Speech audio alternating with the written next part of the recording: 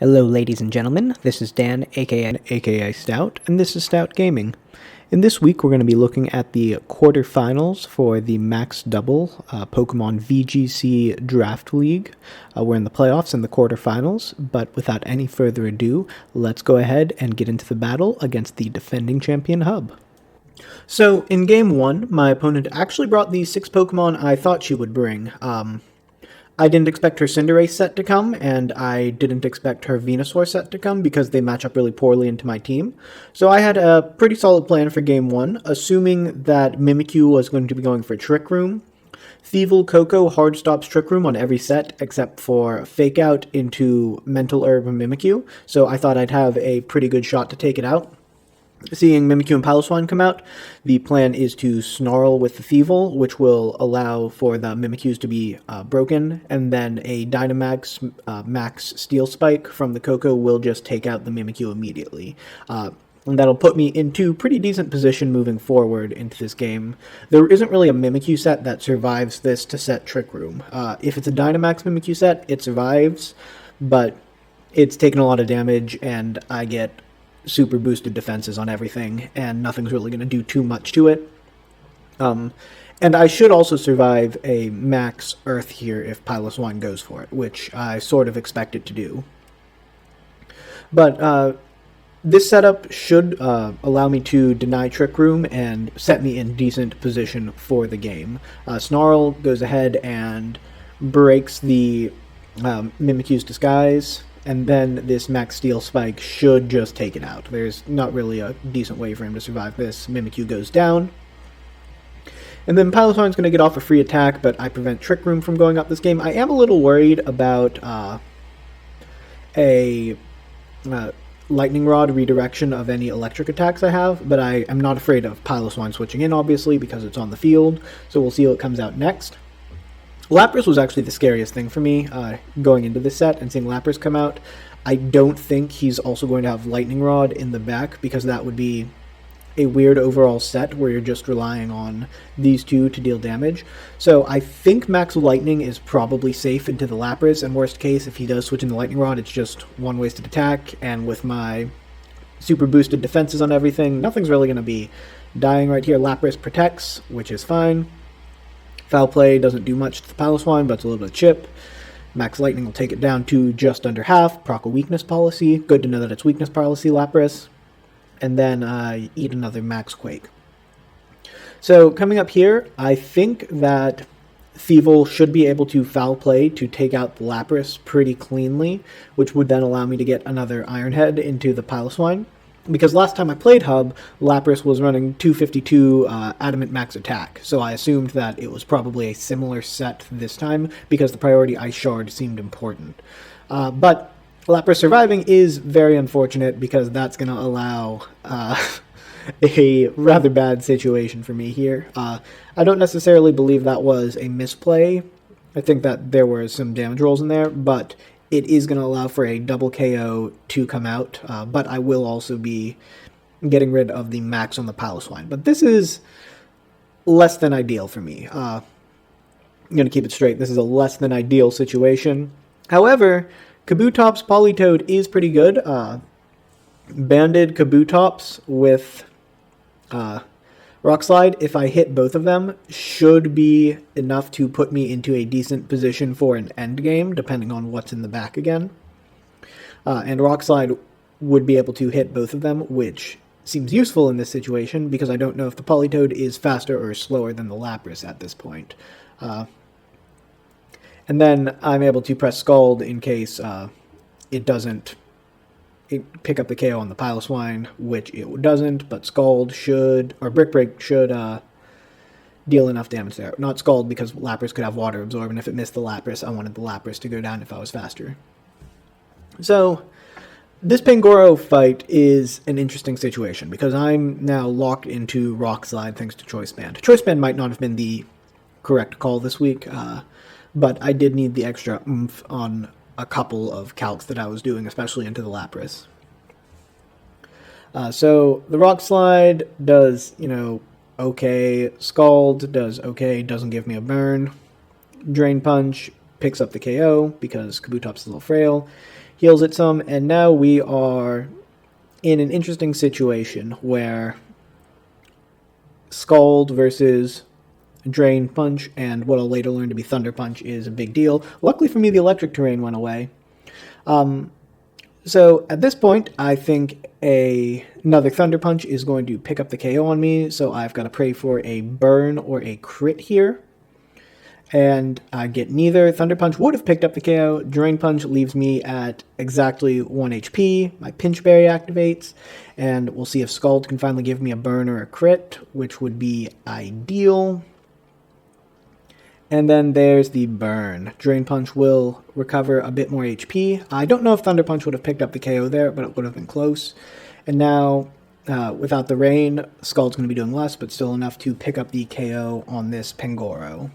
And that will give me Game 1. I'll stick around, we'll get to Game 2. So in Game 2, I opt to go with a similar plan, except in the back I bring Landorus and Tangrowth, expecting that I set up with Sword Stance while I'm distracting it with Rage Powder might be able to bring back the one setup where I lose with this lead, which is if Togedemaru and Mimikyu come out, Togedemaru fakes out into either of them really, because I have to quick guard this turn, and then Mimikyu has Mental Herb, in which case Trick Room does go up and I've got to start bulking stuff out.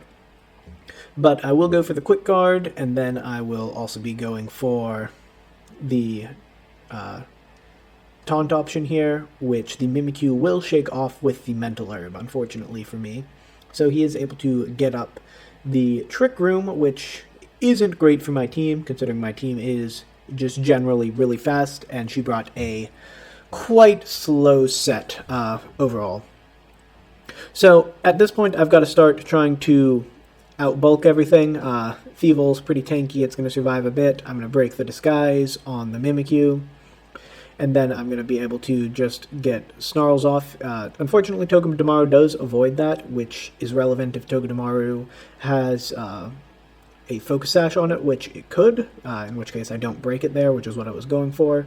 But here, I'm just probably going to have to try to get in a clean switch into the Landorus, which will give me the Intimidate pretty cleanly. Will-O-Wisp into the Coco is unfortunate. Zing Zap doesn't affect the Landorus. I've got a nice switch in. I'm going to deal decent chunk to the Mimikyu even while burned.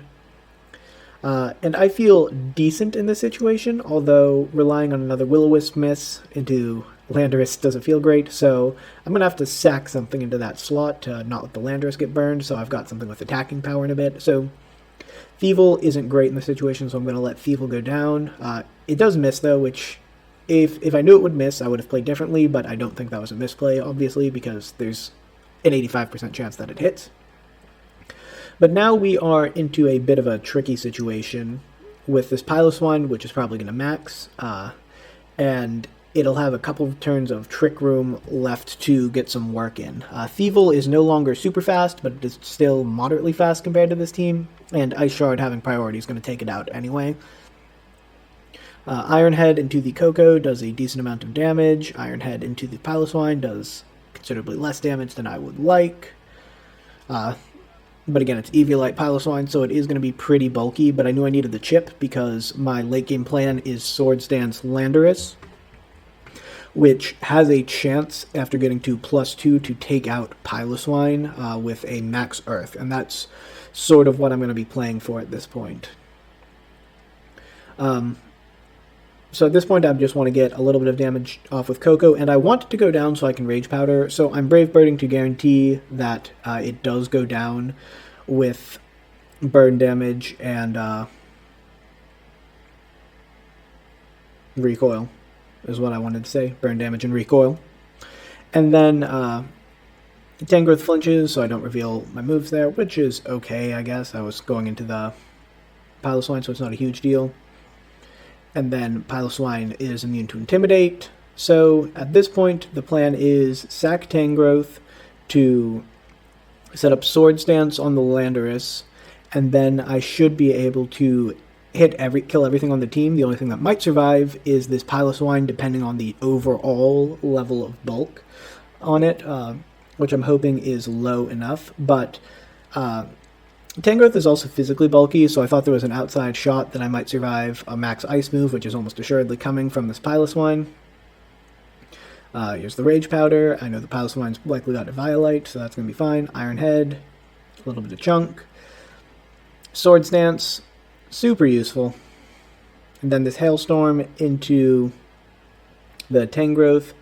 It's going to set up the Hail, and then Tangrowth actually does survive initially, but then the Hail damage takes it out. So the little bit of chip that hit it earlier actually does turn out to be important. So I think, what is my out here? And my out here is him thinking that he'll have her thinking she'll have a free switch in because I'm going to attack into the Piloswine. So they're going to switch in the Togedemaru and then protect the Piloswine. And that's what I'm playing around, that's what I'm hoping happens. And then I see that switch come in. So here I hope that the Piloswine does protect on the second turn of Max here. And then I can hit a Max Quake into this Pangoro. Now, here I think I make a mistake into this next turn, because that was a very good play, and I'm I think in my head that this is going to be able to pick up the KO on the Piloswine, so the best play here is to Max Quake into it. In retrospect, the max play would have been to Max Guard, and then go for an Earthquake to try or Max Guard and then try to pick it up next turn, because Focus Sash would be broken by this Hail on the Togedemaru. So that was a misplay on my part that probably ended up costing me the game, but we're going to go into Game 3.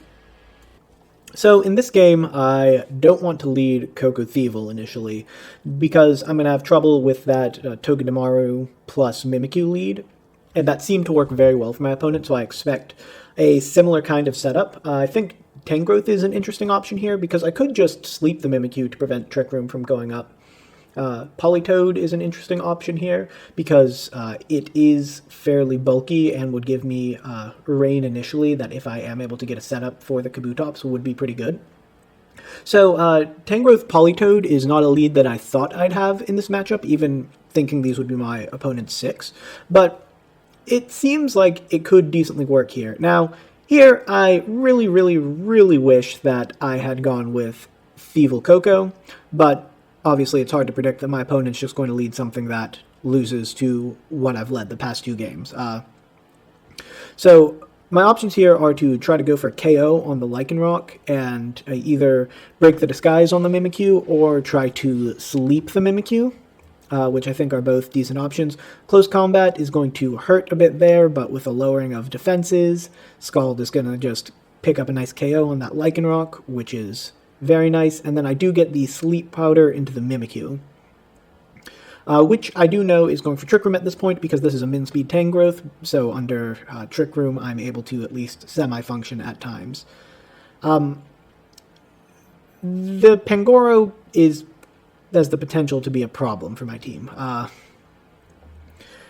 know that I'm faster than it, because I was faster than it every turn previously. I think Protect and then Giga Drain into the Mimikyu to break the disguise will allow me to potentially take out the Mimikyu and prevent Trick Room from going up in the long run. And maybe now I can start worrying about this Pangoro. I have a very passive lead, so although it worked out well for me, I don't have a lot of pressure on the field right now, and I understand I'm going to need to have some form of damage output somewhere. And this really leads me to a bit of indecision here. I sort of want to make this Pangoro attack into the Tangrowth because it's going to be very physically bulky, and then I'm going to try to take out this Mimikyu. I get one more turn of sleep, so I've gotten 2 turns so far, or 2 or 3 turns, whatever. It's been nice, and I think the Scald has a chance to take it out, but it does not. And the freeze there is very unfortunate, because I would have been able to take it out with a Giga Drain. So, well, it was not the best luck in the world, and now Trick Room is up. Tangrowth is actually going to be the fastest thing on the field under Trick Room. So I'm going to protect the Politoed and just try and stall out this Trick Room. I'm probably going to take a turn of being frozen here. I'm not exactly sure how the freeze mechanic works in terms of breaking out of it. which is unfortunate. I don't actually know if there is a solid mechanic as much as the 3 potential turns of sleep. So I'm frozen solid. I protect. And max lightning. And here it sets electric terrain, which is important to note because I know how electric terrain works. Dan in game, though, is a little tilted. We'll call it Trainer Dan. Trainer Dan is a little tilted, and he temporarily forgets how electric terrain works. Even if it hadn't said it, I'm setting my own, bringing out Tapu Koko here, so I don't really have an excuse. But I do go for a sleep powder into electric terrain, scrambling to try to figure out an out. And I'm under time crunch as well, which this is probably one of my worst plays of the season. Not that other options would have been inherently better, but max knuckle into the Koko I'm okay with. Trying to stall out this Dynamax. Play rough takes out the Tangrowth, so I can't redirect away from the Koko, which would have actually been decent, allow me to only take an attack from the Mimikyu. But here I am kind of low on options. I can go for a max guard onto the Koko, believing that she will correctly identify Koko as the biggest threat. I can try to just launch an attack into this Pangoro, believing that the attack isn't coming into the Koko. And I end up going for... I want to protect the Politoed, but I do time out. So I max the Koko, and I've timed out, but Koko's still going to get off what I wanted it to get off here. But I decide to attack into it, thinking they might attack into the Politoed, fearing a max guard, because a max guard seems obvious there, but the double target into the Koko punishes my lack of a max guard, when max guard would have been the correct play. But here I'm able to take out the Mimikyu. I'm kind of kicking myself because I didn't go for the correct play there, but there's only so much you can do. And now it's hailing instead of raining, which is, a little unfortunate considering that I've got 2 water types on, including a Swift Swimmer. But I still have an out here. If I'm able to pick up the KO on the Piloswine, I might be able to get a burn onto the Pangoro. A protect into the Politoed is sort of what I go for, thinking that my out might have been another missed target, but the Drain Punch into the Kabutops is going to be able to take it out. And that's just about going to wrap up this game for me. There's not really a lot that Politoed can do in this situation. I had a good opportunity this set in Game 2. Game 3, I don't necessarily think the attack with Koko was incorrect because the protect seemed obvious on it, but credit to my opponent for punishing me for that play, and I wish her the best of luck moving forward in the playoffs. But stick around, and we're going to have a bit of a postseason recap. So I just wanted to do a quick breakdown of my team and season, things that I've learned that I will be applying to next season, what went well and what went wrong with this season, so I've just put together a quick post-mortem for the end of this video. So in my preseason plan before the draft, I knew on my team I wanted a weather option, a terrain option, a trick room option, intimidate, tailwind, a fake out user, and redirection. And generally that's the order in which I prioritized it as well.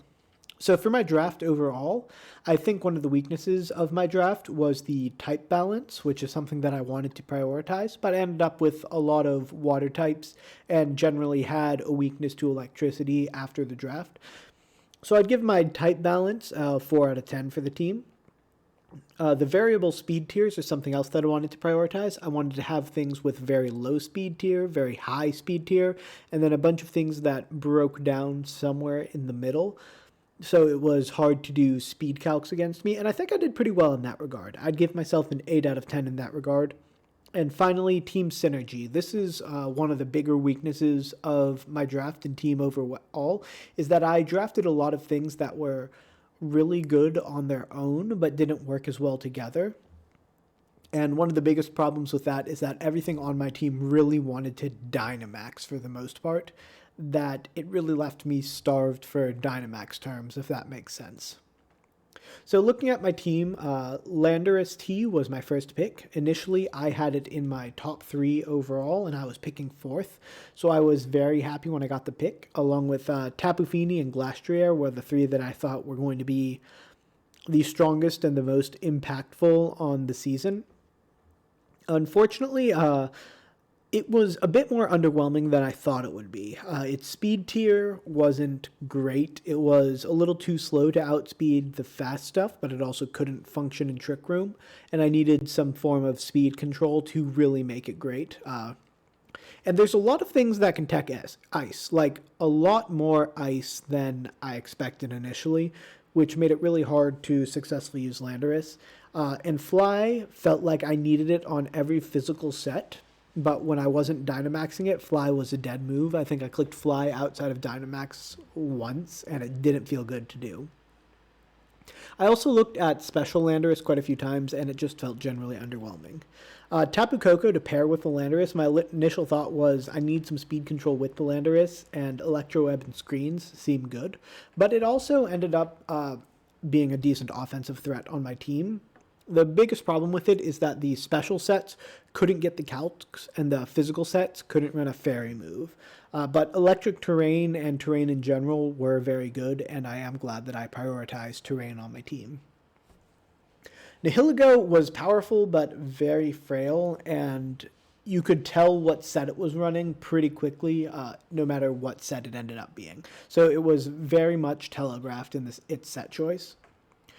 Choice Scarf I used 1 week with Nihilego, and I think generally I underexplored the potential uses for Choice Scarf because it does have a decent array of coverage moves, and I think it would have ended up as a pretty good Pokemon, except for the fact that it loses to Metagross and Steel types in general, and since the other top player in our division, Matt, had a Metagross, and I didn't really have a good Metagross answer, I had to drop it in favor of Spectrier. Spectria's limited coverage actually didn't end up being much of an issue, and I was quite happy with it. It's the same speed tier as Koko, which made it difficult when I was working with both of them. I usually would have to speed creep by 1 point, one of them, which is a point that couldn't go anywhere else, but just to make sure I knew what turn my Pokemon would be moving, because it's important to know which turn they're going to be moving so I could get the attacks going in the right direction. Like I said, it can compete with Metagross and other Steel types, and that was basically the main reason I made that move, is so I had something that hit Metagross pretty hard. But it really wants redirection support to get the setup sets to work, and my team was very much lacking when it came to redirection this season. So in Tier 2, I drafted Suicune initially, but I had an overabundance of water types. It didn't have enough offensive pressure to pair with Tailwind, and it would feel good if I was running a different team comp, but when it's moving last on my team, and I needed to survive attacks to get up a Tailwind or to start helping support-wise, and then I also have Politoed as an option, Suicune just didn't really fit in my team, but I drafted it as my first Tier 2. If I'd picked that slot later, I likely wouldn't have picked Suicune, so I had to drop it pretty quickly for Thundurus T, which gave me an additional electric immunity to help with my electric weakness, and I thought it would be a good Rising Voltage abuser. I don't think I clicked Rising Voltage once this season. It ended up very similar to Koko in a few matches, and it was a big, beefy hitter that would fill its role very well with better support. It kind of underwhelmed me in a couple senses, because there was never a good opportunity to just click Rising Voltage, because with an electric terrain spam, my team, there wasn't going to be a lot of electric weaknesses for me to take advantage of, if that makes sense. So Regirock was something that I picked up during the season to be an improved Trick Room option, but it was kind of a one-trick pony with a weakness policy, got crippled by burns, and it seemed worse in draft than on the ladder because people could prepare for it. The elemental punches did give it a lot of good coverages, especially in Dynamax, and I really didn't look at AV sets that much, but it's something that I would look at in the future. Salamence, it never came because I picked it up in the playoffs and didn't bring it in my only playoff match. I did build with it a couple times, and I very much enjoyed every set that I was getting out of Salamence, and in the future, it is something I'm going to potentially look to add to my team. I'm not turned off of it at all, and I think it's very solid in Tier 2 or potentially in Tier 3, depending on how the 2-3 dichotomy looks at, like, next season. So other Tier 2s that were on my team at some point, Tangrowth, I should have drafted Tangrowth. I wanted to draft Tangrowth. I waited too long to draft Tangrowth, and redirection support would have been great the whole season, and once I was able to grab it in the playoff transactions, I was very happy. Tangrowth would have been great on my team all season. There's not much else to say about it. Politoed, however, was underwhelming outside of Drizzle. Like, Helping Hand, Perish Song, and Scald never felt great to use. Like, they felt decent, but they never felt great, and I definitely overvalued the options that Weather presented in the preseason, which, even though Politoed and Kingdra were my last two picks, led me to pick them as opposed to potentially more type diversification out of the gate, which sort of pigeonholed me into always having a rain mode this season, or else I'd have to lose a lot of potential value on my team. So Kingdra I dropped before the season began. It was my initial pick for a rain sweeper, but because of other transactions I made, I felt that I needed to drop it for something else. Ludicolo, when I dropped Decidui out of Tier 3 before the season, I felt like I needed a grass type to help balance out my team a bit more, and Ludicolo also presented me with a fake out user. And it did actually feel better than Kingdra in draft. It didn't get all the calcs that I needed due to its subpar options, but neither was Kingdra in the little bit of calcs that I was running with Kingdra as well. So I do think Ludicolo actually has a bit more upside than Kingdra in draft. The only problem is lacking max flying and max dragon moves.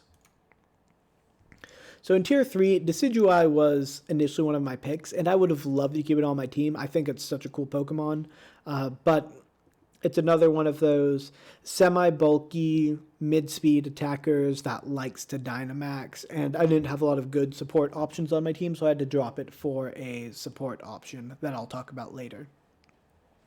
I think I gave up on Dusknoir too early, trying to pigeonhole it into a support set when it could also run a pretty aggressive set, but Musharna was definitely the better Trick Room setter on my team. So with that being said, unless I was definitely running Dusknoir in an aggressive set, Musharna was just better. Musharna, I'm very happy with. I think it was the best Trick Room setter in Tier 3 this season, and it had access to moves like Rock Tomb and Gyro Ball, which would let me proc Weakness Policy on my various Trick Room sweepers. But my Trick Room sweepers really let down my Trick Room mode. It never felt like I wanted to be using Trick Room in any matchup. My fast mode was just so much stronger than my Trick Room mode most of the time, and I wanted Escavalier. Like, I was going to draft Escavalier, and then it got sniped the round I was going to take it, and I think that hurt my Trick Room options as well. Arachnid was a pretty good Trick Room sweeper. Like, I will give it that, but again, at that point I had 4 water types, and it just felt like I was too weak to electric, so I had to switch it for something else. But honestly, if I completely redid the season, I would likely have kept it as my Trick Room sweeper and dropped the rain mode and tried to go in a different direction as opposed to the other way around. Thievul. Thievul's a very good boy.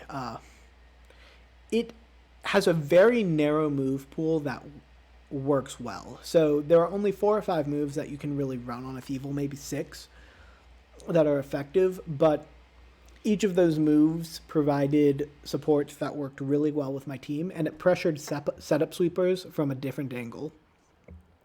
It does need a very specific team comp to succeed, which I think worked on my team based on the Tapu Koko pick. And it did have the best synergy on my team, obviously, with the Unburden and then being the support option from there.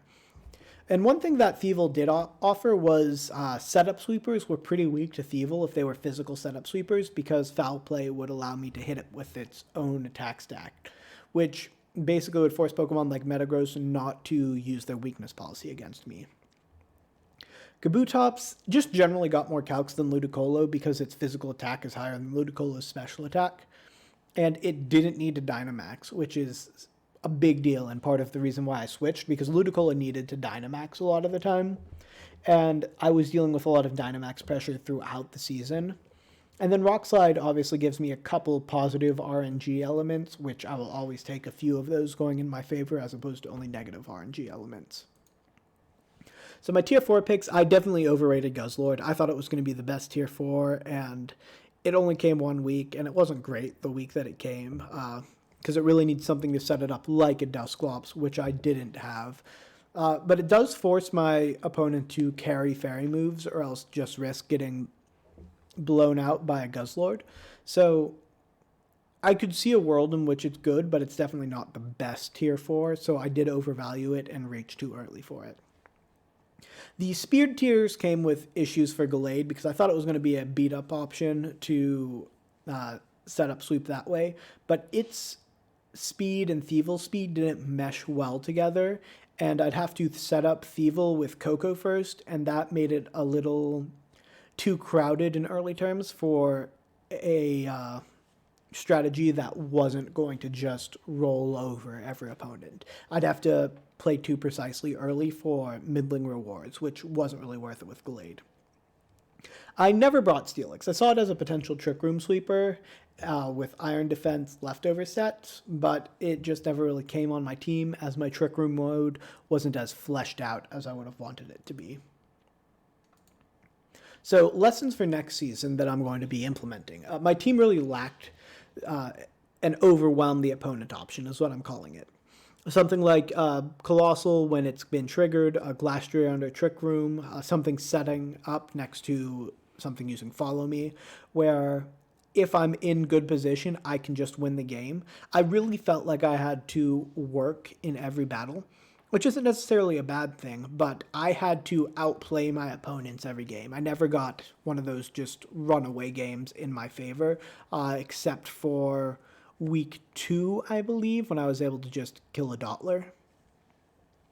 I was winning about 60 to 65% of my hard games, so the team was definitely good, but I had to work hard and could never let my opponents get a free game, which if you look at my match with Tay was one of the big problems. I let him get a free game because I misplayed around the Calm Mind Feeny, because he got that free game. I didn't really have many options against him. I would have had to shoot the inside flush because he was able to pick up that free game, and I never had that sort of free game option.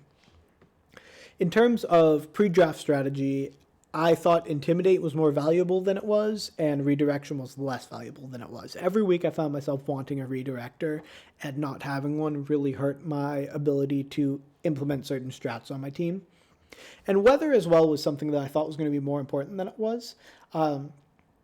But something that I would like to try moving forward, if it becomes an option, is Hail, because I think Hail has a lot of potential. The problem was, am I going to pick Politoed and Kingdra / Ludicolo, or Ninetales and Arctozolt / Dracozolt, because they're in the same tier. And Politoed just seemed much better than the setter in the same tier, and I think the tiering really hurt Hail this season, where I do think it has potential to compete with other modes of Weather if it doesn't take as many high tier picks.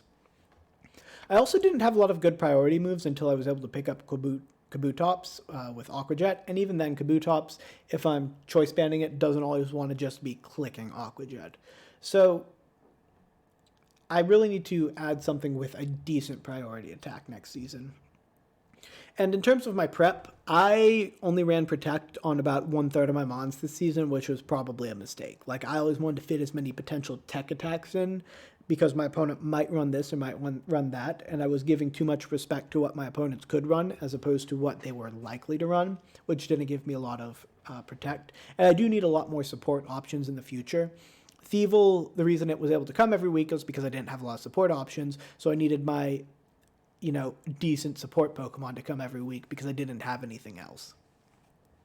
Also in the future, ground and dark types seem to be plentiful. Like, there are a lot of good ground dark types. Crocodile comes to mind, Bisharp comes to mind. Just the replacement level of ground and dark type Pokemons are greater than for other types of Pokemon. So in the future, I will definitely be looking at what the next replacement type for what I'm drafting would be. For example, if I'm looking at dark-type Pokemon and I see Pokemon X, but I know Bisharp is behind it, I know that's going to be a better replacement option than a lot of the fire type replacement options, for example. So my goal for this season was a learning season, which explained a lot of my transactions. I didn't have any plans on winning the season. It would have been nice, obviously, but I didn't know a lot about draft going into it. My only draft league experience was half a league where my team was just so much better than everyone else's that I could just roll through the season up until I fought Maxwell, and then I beat him in a hard-fought set. My personal belief is that you should always set goals that are really lofty, so you are always striving to exceed them, as opposed to something that's easily reachable, which is why my goal is to win the whole league next season. Because I'm not going to just be like, oh, I got to the finals, I reached my goal, and then intrinsically be less committed than I was the rest of the season. So my goal is going to be to win the league next season, and I think it's possible. I don't think I'm the best prepper or the best battler yet, but I do think I'm the one who is improving at the greatest rate right now. So I think because of my rate of improvement, it is reasonable, but it will still be difficult to win the league, but that will be my goal. I also want to draft a more synergistic team. I don't want to just draft a lot of good things and try to fit them together and play really well with them. I want to draft a team that sort of builds on top of one another. And I want to avoid obvious misplays. There were 2 or 3 this season that I just played badly on 2 or 3 different turns, which cost me individual games. And I want to avoid that going into next season. But with all that being said, I very much enjoyed the league. I look forward to the next season. I've already started a little bit of draft prep.